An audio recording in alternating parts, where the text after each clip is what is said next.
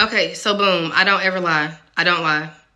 I carry the truth. I don't lie. Lying makes me uncomfortable. I don't lie. So in all of these things that have happened in the live, I talked about what's been going on. I'm not going to reiterate that in the video at all. You can go catch the live, okay? We've been calling it my Thanksgiving revelation, my Thanksgiving fiasco, okay? I did kind of appease to their feelings in that moment. I am somebody who does not apologize unless I really am like sorry, because if I'm not sorry for something I said, I'm not ever going to apologize for what I said. But I have had moments. I have moments where I got to come back and apologize for how I said it, right? And so that moment took place. God was still speaking to me, but even me humbly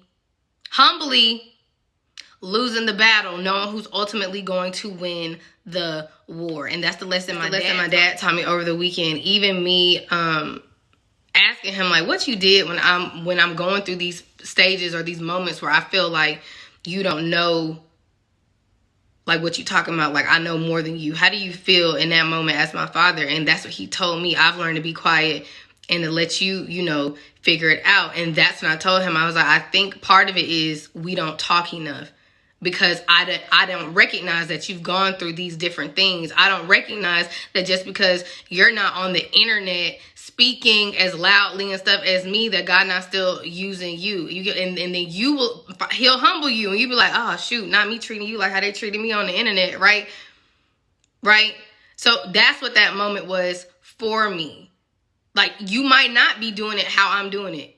I might not be doing it how God got you doing it, but that don't mean you're not doing it. But also realizing, like, we really do need to talk more, because you don't talk to me about it. I'm thinking you not experiencing it, right? So that was a moment. Another moment was, again, just appeasing to their flesh. I apologize for how I said it, like my reaction, because that's all I'm in control of, and I apologize for my reaction.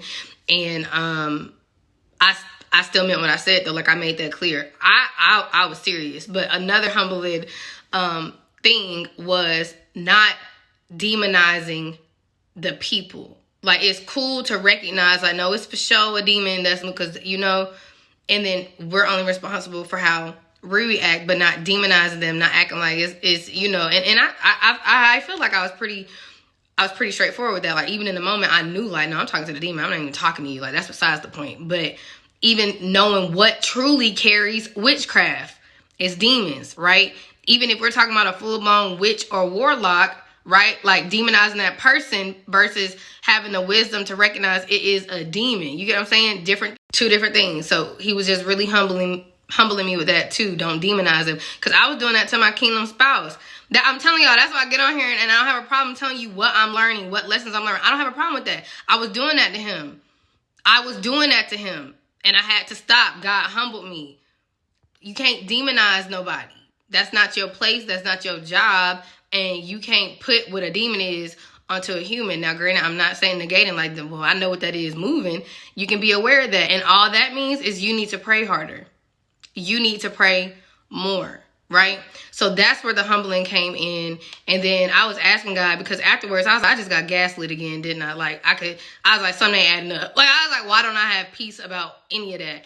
I was placating and appeasing their emotions. And so that's something I'm still going to have to work on, because I was emotionally manipulated to even find myself in that position. But even in it, God humbled me. So there's still goodness. God will still move in those things. I really don't like drama and conflict. And so sometimes when you're that person, you can try to play the peacemaker so much to the extent that there's still no accountability. There's still no apologies. There's still no, and then it just continues. And now you trying to be a peacemaker, and now you're an enabler.